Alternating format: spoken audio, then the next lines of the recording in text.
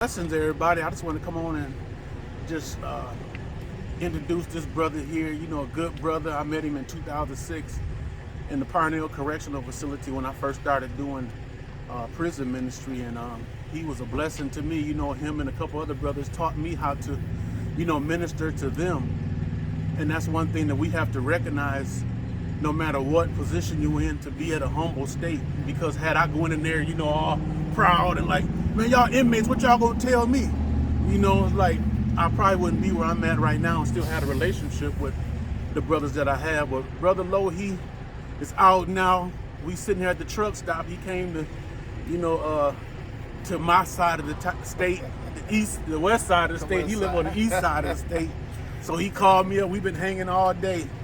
Went to did breakfast and took him to the outlet, and and so I just want him to come on and just share, his transition from, coming out from doing 11 years, and like I said, we at the truck stop. He got his own rig, and he got that, he got that scat pack. Yes, sir, man. God bless you. I couldn't help it but to, get some nice things I like, Get what you wanted. Get what I wanted, when He blessing you and you doing what's right, so, yeah, man, so I, just want to get on here and share with everyone, Hold on, Brother Lowe, I gotta share this guy. Wait a minute, this brother whooped up on us. We was over there on Wyoming and Michigan Avenue on the west side of Detroit. We was with a couple other brothers. They had a little picnic or gathering, so he whooped up on us. He come up growling. He ain't got out with the buffs on. I was like, oh, okay. We doing it like that. So, it was just a blessing to see him, just being who he is and allowing God to be who he is because he submitted to God. So it was like the silver lining. God made something good out of something bad. So go ahead, Brother Lowe. Oh man, where should I start? First and foremost, man, I give all praise out of the God who's the head of my life. Without him, I'm nothing. I wouldn't be nothing at all, Where should I start, man? I was 18 years old. I was in the streets at one point in time, just like many of the brothers that was incarcerated, Didn't want to listen to nobody. I was hard-headed. I was just doing my own thing into some of everything. That's a whole nother story. But when I was in the streets and I was in the world, man, like I thought that it was fun. I thought it was cool. I thought it was, my intentions was good because I'm getting all this money or whatever, and then, I'm helping my family. I'm helping people that I know. But at the end of the day, I thought my intentions was good. But I knew what I was doing was wrong. I wasn't trying to listen to nobody. I wasn't trying to hear nothing nobody had to say, mama, grandmama, nobody, Even people that when I was going to church, my family took me to church and everything, I wasn't trying to hear nothing that's pertaining to the word or nothing. But it's funny how when you find yourself, because just like we know right from wrong, we know that when you do wrong, there are consequences to everything that we do, right? There are consequences, whether good or bad. And so the lifestyle I was living, the things I was doing, I knew I was wrong. So it's funny how God had to sit me down. I got locked up, I was 18, they sentenced me 11 years, 3 months to 20 years. And here I was, broken. I was in a place where, I was in a dark place, confused. I realized that what I did was wrong. I had to humble myself and come to God because at the end of the day, He's my source, my strength, He's my everything. So I had to realize that, and unfortunately, it took prison for me to get incarcerated to realize that. We can do a lot of things for the right reasons, or have good intentions and do things for certain reasons, but at the end of the day, that's not the plan of God for our life, So I just want to get on here and share that if you submit, that's one thing God gives us free will. So He's not gonna force you to do anything. That's one thing. He's not gonna force you to do anything. But it seems to me, and me coming out now and being on the outside now, and, getting acclimated back to society and doing what's right, this is just my point of view, that when you submit to God and you're doing it His way, blessings come. You know, it's not gonna be easy because it was a struggle. You know what I'm saying? We all go through our struggles, ups and downs. But at the end of the day, I came to God humble, broken. I was able to be in a place where I received from God. This brother right here used to come in and minister. He used to minister to us. You know, I used to listen to him every time he came in. I was listening to this brother, man. This brother's powerful, man, and he has a word, and he just real. He's authentic. You don't find him like this every day. So over the years, we developed a bond. We developed a brotherhood, you know, relationship. You know what I'm saying? Friendship, I guess you could say, with each other, to the point where we even kept in contact after my incarceration. So here we are today. He's seen my transition from inside to out. I have my own rig now. God is blessing me. I'm doing things for God. Every chance that I get, I go to church sometimes here and there. You know, I just do what I feel God has called me to do, and it's a blessing to have the opportunity to know this brother, and to know this brother inside and as well as out here. And like I said, I kept in contact with him, and here we are today, sharing with you from my experiences and what we've been through, and you know, the transition that he's seen me go through, and to see how God has taken me from one place to the next. And so I just want to encourage everybody out there, just keep doing what's right. You know, keep your eyes upon Jesus, you know, the author and finisher of our faith. So I just want y'all, I want to encourage you brothers just to keep on the straight path, straight and narrow, you know, because, I mean, wide is the path. We know what that leads to, but narrow is the way. So I just want to say, you know, we want to stay on that narrow way, that narrow path.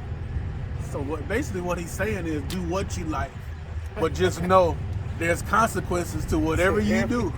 So it's like if you want to reap a reward, guess what? You're going to have to do the right thing. Absolutely. And sometimes it seems like the dude, like they said on the dog pounds, somehow the right way don't pay. It don't seem like that at first, because trust me, I've been in Christ almost 19 years, and I done had some weary days, and I done had some hills to climb, and still climbing them. You know what I mean? And so one thing about it, I made a conscious decision back in 2003. You know, I decided to follow Jesus, and so that's why I'm so serious about, you know, seeing, helping, doing all I can to first make the difference in me, so therefore I can make the difference in my, you know, and help other people. You know, Brother Low, man, tell that story about when you got out. You saw the brother that was doing grass, and you helped him out. Oh yeah, my brother Rob, he's started his own cut service or landscaping business, and he started off with just a lawnmower. And I had a push lawnmower because that's another thing. God blessed me with a house that has a very big backyard, a lot of land, right? So I was blessed, you know, with the means to be able to, you know, get a ride lawnmower. So when the lawnmower got broken, I was like, well, I'm just letting it sit here and it's rotten. I'm not doing nothing with it. The brother came, I wanted to let the brother, you know, support the brother's business. So I let the brother come, cut my grass, you know, and he seen my lawnmower, the ride lawnmower, and he was like, bro, what you do with this? I'm like, well, it's just been sitting here, man. I had got it fixed one other time, it broke again. I say, well, it's not no major fix with it, but you just get a little minor, put a little belt on there, a little tune up, it should be good to go. The brother came, he was like, man, brother, let me, is it, you know, cool, whatever, I'll buy it from you. I'm like, man, you ain't got to buy it from me, brother. You know what? You can have it. You just got to come get it. You know what I'm saying? You got to get you something to come get it with or whatever. So next thing I know, each year, this brother been, he doing things the right way. He been out for some years now. He has his own landscaping business. He went from the ride lawnmower that I had to having an even better one, a John Deere or whatever it is. he even got people working for him. You know, he got all type of equipment now. He got a trailer for his equipment to go into. So it's just like I'm just thankful that God put me in a position where I can be able to help the brother to further his business, because now he's doing well, and he's east to west, north to south. You know, you need your grass cut. Holla at his business called The Bush Guys. Where is that at? He located on the east side. Okay. Yeah. No, in Detroit or Detroit. Okay. Yeah. Okay. So, yeah, the brother, yeah. So he's doing good for himself, and I'm just proud to see that brother prosper and grow. You know, because at the end of the day, I want for my brother what I want for myself. I've never been a hater. I've never been, none of that. So I feel like his success is my success, and just to see that brother, flourish, is a blessing. So, but here he was just a few years ago. He only had a lawnmower, come and cut my grass, but just a push lawnmower and a couple other he had a blower and, an edger. But here he is now. He got equipment. He got a trailer. He got, just stay consistent, stay focused. That can happen too. I started driving trucks. Same situation. Started driving trucks, got my CDL, then went from CDL, worked for a company for some years. You realize, I want to do something big. Yeah. I invested in myself, with the help from God, staying focused. Now I'm my own rig now. So now I'm traveling, working on my dime, Yeah. And working when I want to work. So I take certain loads and stuff like that, and to be able to, enjoy life and stuff like that. So, I became my own boss. And you can do it too. It's all about, man, having the right focus, And two, I like what you said. You wasn't afraid to help this brother, because that's one thing that we don't do. Yeah. Everybody afraid of somebody surpassing them. You know what I mean? It's like, I could care less what you do, because you can't do what I do, and I can't do what you do. So I'm gonna do all I can to help you be the best you can be at what you do, and Sure. you in return, because everybody, whoa, man, I don't want to see him being better than me. That's the reason why we can't succeed as a people. And this don't have nothing to do with color or none of that stuff. All it has to do with a person that's humble enough and respects what others are doing, so therefore he can take what he had and help this brother. Now that brother is helping other brothers that's getting out, with jobs. So it's like, it's a revolving door. You know what I mean? It's like a never-ending journey. Okay, I got this for you. Okay, the thing, what I'm saying basically is, you can't help everybody, but it's something you can do to help somebody. So do that. And so I just wanted to get this brother on, and we probably gonna do another video, go more into depth of the mind state and what really allows brothers to really listen once they get behind the doors, because I don't know, I just see the end result of them coming in there, and it's not my job or my business what they're in there for, but my business and my job is to do all I can to help them psychologically surpass the mindset that they was in that kept them in bondage, to where they recognize how free they are behind bars versus how bound they was in the streets. And so that's one thing that people don't realize, how much freedom there is behind the closed doors and the walls.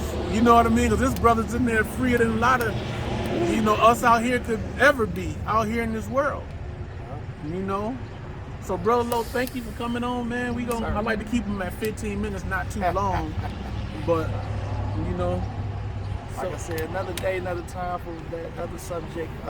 Because, man, I got some stuff to say on that. What I'm saying? And to share with you, and to use my own personal testimony, because me from even when I was inside, I was free.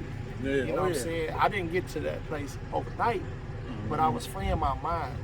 I was free in my heart, free in my spirit, because of my relationship with God. And that's a whole nother subject. So tune in.